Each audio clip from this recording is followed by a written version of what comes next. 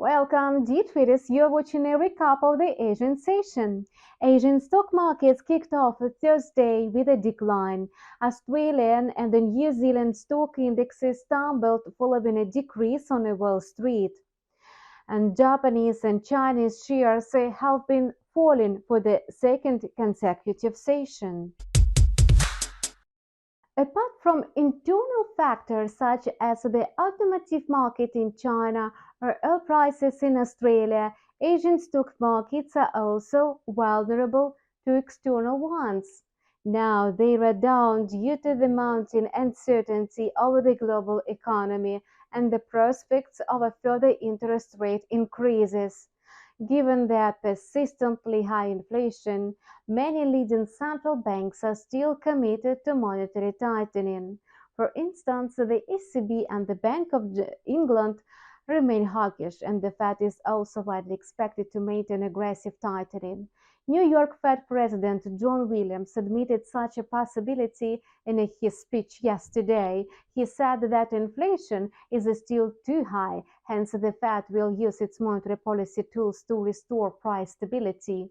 James Bullard and Raphael Bostic made similar statements. The Beige Book published yesterday confirmed the slowdown in the US economy in recent weeks. New rate hikes and tighter lending standards could significantly affect inflation in the United States, and the US dollar index climbed amid such expectations. In the morning, it settled below the level of 102. Its growth was also facilitated by rising US Treasury note yields. However, the upside potential of the greenback is still limited today by a narrow range of 101.8 and 102.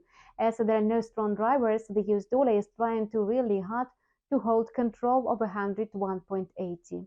The fresh US economic reports may boost its upward momentum. If so, it could face the resistance level, namely yesterday's high of 102.2. After that, it may grow to the weekly high of April 10, located at 102.80. If bearish sentiment prevails, the US dollar may break through the year's low of 100.8, locked on April 14, and approach to the support level of 100. Meanwhile, the central banks of the world's second and third largest economies adhere to entirely different monetary policy settings. Today, the People's Bank of China decided to keep the key interest rate unchanged for the 8 months in a row.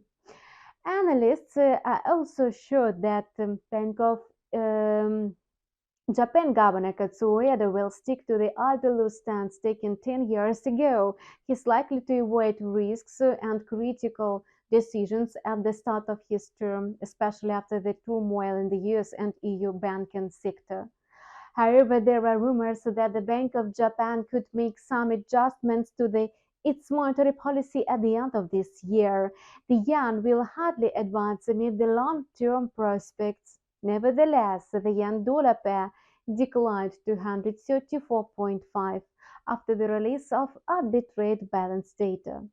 The yen rose sharply versus the US dollar, entering the range of 134.4 and 135. Japan's trade deficit in March 2023 narrowed to 754.7 billion yen, and this is what 20th straight months of a trade shortfall, the longest range since 2015. In March, Japan's overall exports rose by 4.3%, while imports increased at a faster rate of 7.3%. And the main reasons for lower import prices were stronger yen and the decline in commodity prices, primarily for oil. Commodity currencies dipped due to falling oil prices, while the Reserve Bank of Australia keeps interest rates on hold. The Australian dollar will hardly receive any support from it. China's key rate decision did not help the Aussie climb as well. In the Asian session, the AUD-USD pair trading in the sideways range of 0.67 and 0.6708. It made several unsuccessful attempts to reach 0.6724. Eventually, it retreated to the previous levels. Bears also took advantage of a drop in the NAB Business Confidence Index. and this indicator is one of the best gauges of the economic situation in the short term. Last time it came out at minus 1 point. Its further fall to minus 4 in the first quarter of 2023 is a worrying sign. Market sentiment worsened even more, pushing the RC to 0.6708. For the New Zealand dollar, the situation is almost the same. The consumer price index in the country fell to 6.7% in the first quarter of 2023. The previous figure was 7.2%. At the same time, the Reserve Bank of New Zealand rebuilt its own inflation indicator. It decreased only to 5.7% from a 5.8 in a quarterly term.